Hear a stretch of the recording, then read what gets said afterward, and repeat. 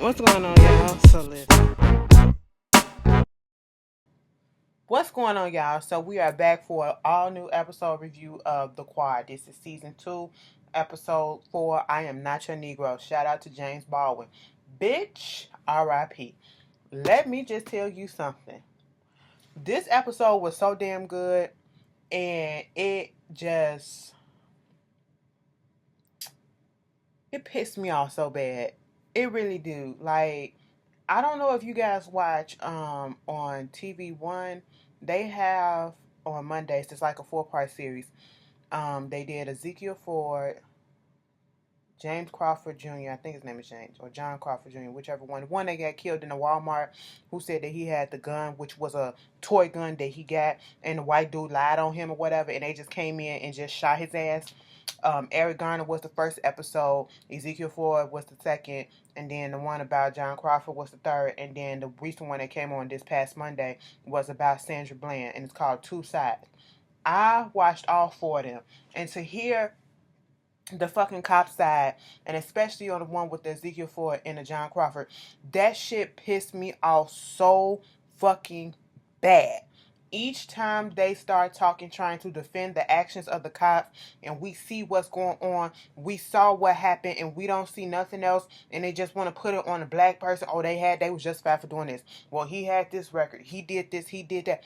It pissed me off so bad. Like, I like looking at documentaries and I like looking at stuff like this, but it just leads me into this state that I'm irritated as fuck. And this episode kind of did that to me because we're dealing with a whole bunch of shit like this still to this day. None of this stuff is changing. Just because we don't hear that much about it now, it still goes on. I seen something where a 16-year-old boy got shot, by a cop for no fucking reason. Like, it's just irritating as fuck. And then you get this episode of The Quad where we're dealing with a woman who's being profiled because she's a black person, being profiled for being in a black urban neighborhood because she's driving a fancy car. And it's not saying that, oh, you got this fancy car and all this stuff, how you make your money, how you supposed to be in this, where you get this, you must have stole this or whatever. It's nothing like that. It's because she was a black woman who looked like she does not a conservative, meaning like working in an office building, whatever, making a little bit of money, driving a nice vehicle, but in a rundown African American neighborhood, according to them, that they supposed to be selling drugs and crack or whatever. So obviously she must be over there trying to cop something or whatever. So she was profiled, a black woman profiled for being in a black neighborhood by white cops driving while fucking black. Bitch, the shit pissed me the fuck off at the irony of it. Okay? So the episode started off, and we already knew how this episode was going to go. As soon as it started off, and we see Cedric sitting there in his chair in his black room in his black hoodie, and it's just TV. And on the TV is playing this interview from Eric Garner's mother, Gwen Carr, talking about the whole thing that happened with her son. Don't know Eric Garner, and Eric Garner, I Can't Breathe, killed by the cops for selling so-called cigarettes, which he was not selling. That whole thing, I said, oh shit, so we finna start it off like this, huh? We finna start it off like this. Y'all fucking with my emotions already. Okay? And so we get to, last week Eva was having a panic attack. She called the hospital, she called the 911, the paramedics, they came over. They tried to calm her down, gave her something, was like, girl, your BP and your heart rate, all that stuff is fine. It's just that you were having a panic attack. Have you been under any stress lately? And all this stuff, which what was going on. So everything that was happening to her ever since she came, since probably before she came to that university to now, everything that was piling up, finally spilled over into a panic attack. That's what happened. So now, I guess they had her on some medication or whatever. She was coming back from the hospital. I'm not sure. She's on her way to the university. Okay, and she just happened to be driving her Jag. It's a nice, badass looking car, bitch.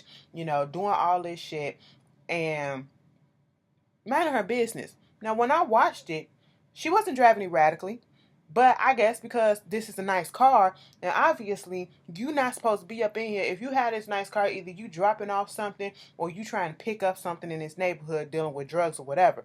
This white cop get over there trying to say, what is it that you doing here? You don't belong up in. When he said you don't belong in this neighborhood, I was like, wait a minute. You know, usually they tell black folks that when they in white neighborhoods. He was like this nice car in this crack down ass neighborhood and shit like this where rehabs and crack houses and trap houses is at. What you doing up in here? She was like, first of fucking all, um, bitch, first of all, I'm late. Okay, I'm trying to get to school. I am the president of GAMU University. And, you know, granted that I don't live in this neighborhood, this particular block, the place that I stay at is right up the block or whatever, and the school that I work at is in this fucking area. So of course I'm gonna have to roll through this. So what was you the other times that I was rolling through this neighborhood? I'm sitting here like, I know the fuck they not finna just do what I think they gonna do. He let me get this and let me get that, get up out the car and all this shit. She was like, hell the fuck no. Tell me why you stopping me. You was driving erratically. You got something in your system and all this shit. And then at this point, because I guess she's a black woman who can stand up for herself, and she spoke back to this white man, he wanted to get out the fight with her, open up her door, pull her out the car. She pushed him. Now let me just say this, okay? At this moment in time, you know, we've all been taught if a fucking cop come over and tell you to get out the car, tell you to do this, tell you to do that, don't even fight with their ass, just do it. So in that aspect, in that sense of the word, she should have just went on ahead and got the fuck out and said, fuck this shit, okay? You know, I got shit to do. Let's just get this shit over with. But she stood up for herself because she knew they poured her over on some bullshit. And dude literally went above and beyond and just did some fucked up shit by putting his hands on her. And that was escalated the whole situation. Him. He provoked her. He did all this shit. And now you get pushed on the ground because she defended herself. And now you're going to try to charge her with battery of an officer because you put your hands on her in an aggressive manner and she pushed you back and all this shit, acting as if your little pride just really got hurt. Mind you, people are around there filming and you do hear someone saying, I got this shit on camera. I'm taping this shit. I'm taping this shit. They don't give a fuck. These cops don't give a fuck about shit these days, okay? They said, oh, we supposed to have, you know, the vest with the cameras on it or whatever. They don't give a fuck because they still doing it. You got dash cams and you still getting caught blatantly planting shit on black people, on minorities and everything. You're getting blatantly caught doing this on your own fucking recordings, and you know that they are recording, so you don't give a fuck because you know ain't nothing gonna really happen to you. And that's what's fucked up about how bold these motherfuckers are. Okay, bitch, I'm mad. I'm fucking mad. It's too late in the motherfucking night. I gotta go to work tomorrow to be pissed off like this on this goddamn episode. It made me mad. Okay, like, girl, it just baffled me. Okay, they don't give a fuck. They don't give a fuck. So I'm gonna just keep going on her story because it pissed me off. They get to the police station. They just sit her down or whatever. Very aggressive, like. She's caused no threat. She has no gun. She has no weapon on her. She's doing nothing. This little lady ain't finna do shit else to you. Okay, but they're just roughing her up. And what irked me so much is the fact that there were a lot of African American and other minorities walking around who worked there. The lady cop that was there talking to her, and the one that even said, you didn't even get your phone call or whatever. She asked about whether or not she had drugs in her system. It was like, we don't know if she had crack or whatever in her system, whatever, because she got a little bit too heated before we can give her a substance test, a breathalyzer, or whatever. So they go take her into the back to go test for some shit. And I was like, wait a fucking minute. Do they really? I ain't never been in a jail ever in my life. Never been inside a police station ever in my life. So I really don't know. And bitch, at this moment in time, I go down to Atlanta and I never fucking get arrested down there. I know sometimes on TV they be fictionalizing shit and exaggerating stuff, but bitch, that scared the fuck out of me because I'm like, do they really do some shit like this? Take her. Well, I said there is a fucking bed with straps and stuff that they do for patients that are very erratic in the fucking hospital, strapped her down and then just, you know, administer some drugs to her to calm her the fuck down. I'm sitting here like, wait a minute, this is disgusting. What the hell? It's happening. The rough housing, the everything. I said, bitch, once you get out of there, you better sue the shit out of their asses, okay? And then had her so sedated, like when she sat down and she was asking her girl for a phone call. She was like, you didn't get no phone call? He was like, no, I didn't get no phone call. And then here come the white cop talking about some, I'll take care of this. I'm the damn president here. what I say go, and you will get a phone call when I feel fit. You need a phone call. I said, what the fuck? And this is sad because this is the shit that happens, right? So they finally put her in the back in the cell and all that shit. And you got this bitch.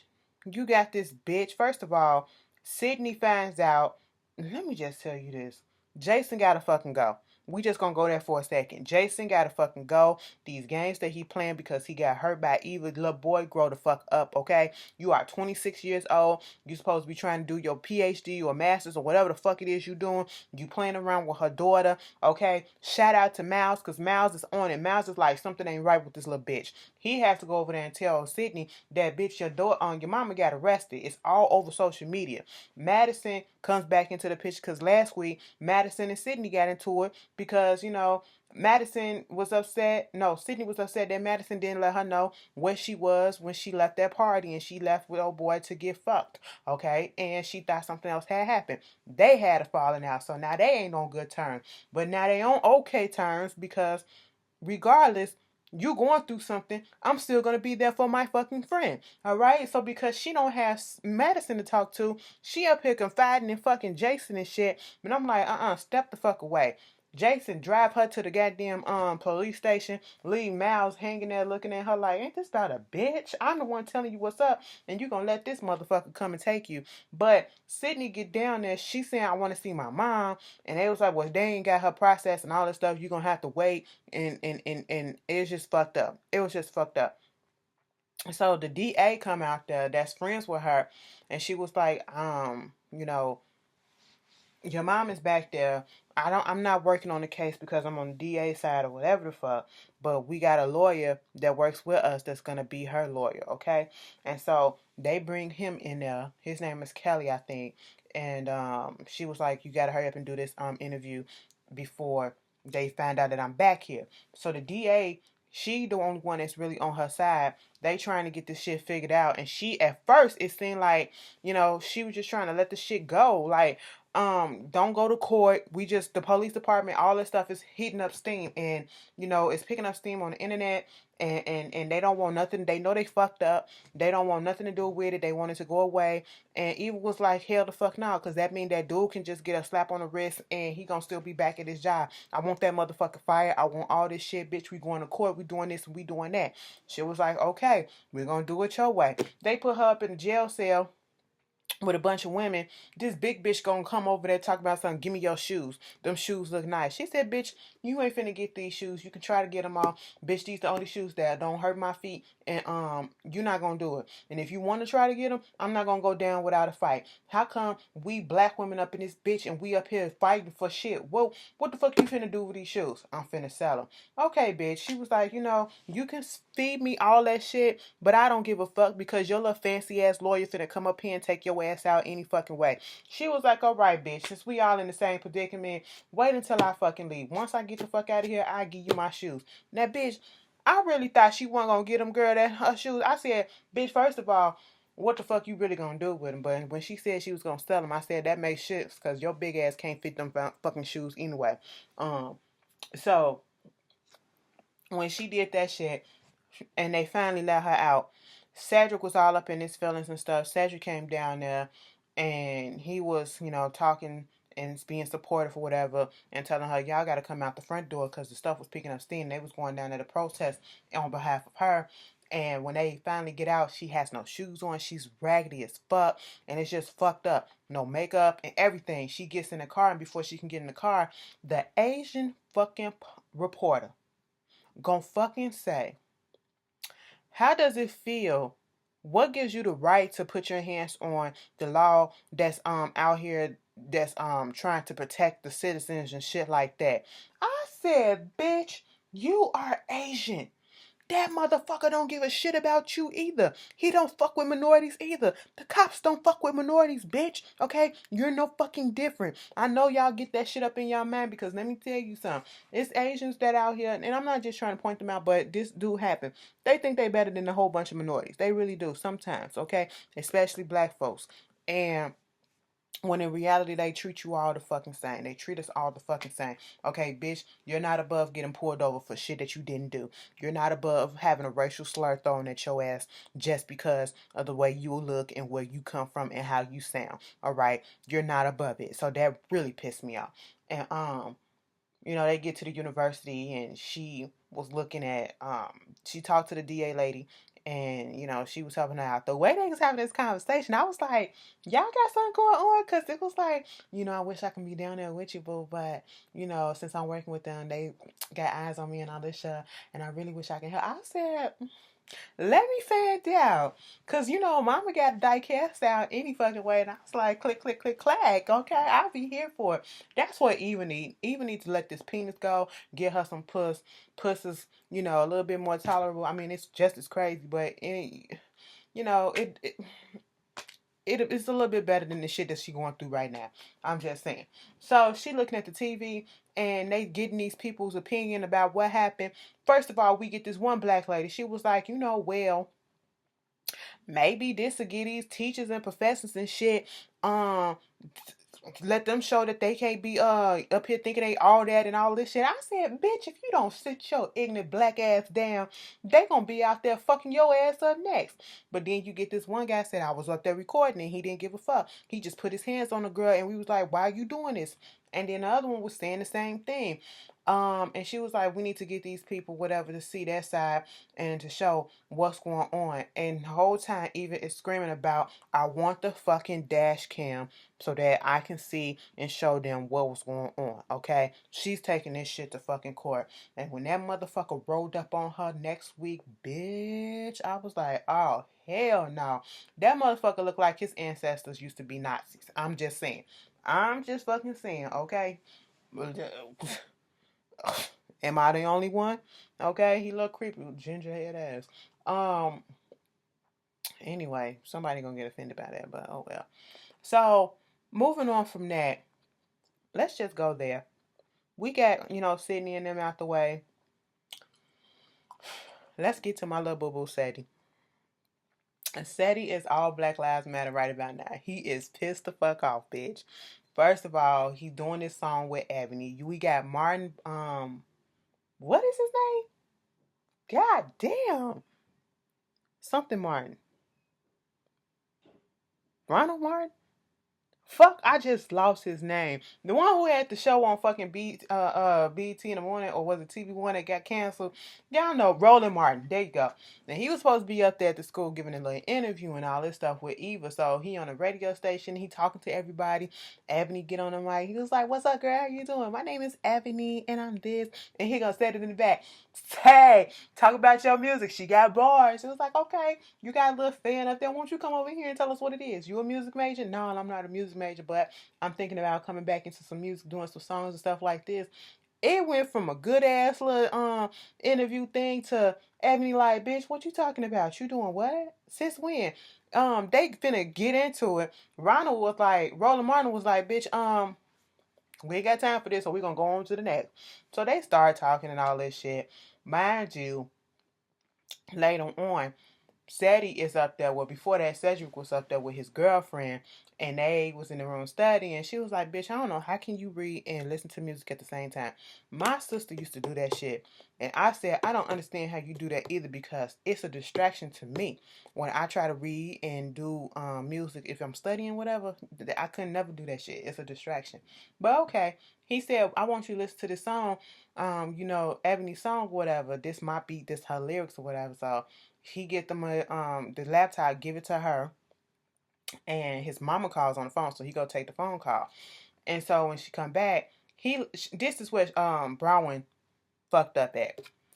So you still over here doing songs about your ex? I said, what the fuck? Chantel was killed. And if he needs to do songs about her to get that pain and grief out, let him. Okay? You are in no position to tell a person how long they should grieve and how many times they should, speak on a person's, on somebody that they known forever and was in love with before you. That's that virgin is talking that was talking. That's that newly fresh, no longer a virgin shit that was talking. Okay, that clingy shit. She was out of line for that, if you ask me.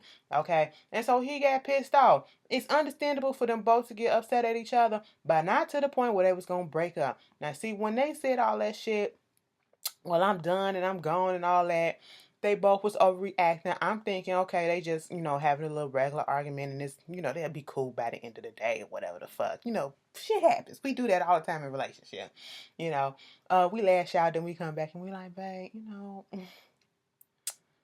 it is what it is. I'm sorry. I didn't mean to do that. It's just that, sometimes you make me crazy. Like, it is what it is. But I love you, and come get this. It's all here for you. I thought it was gonna be something like that, but no. Cedric take his ass over there to Ebony, right?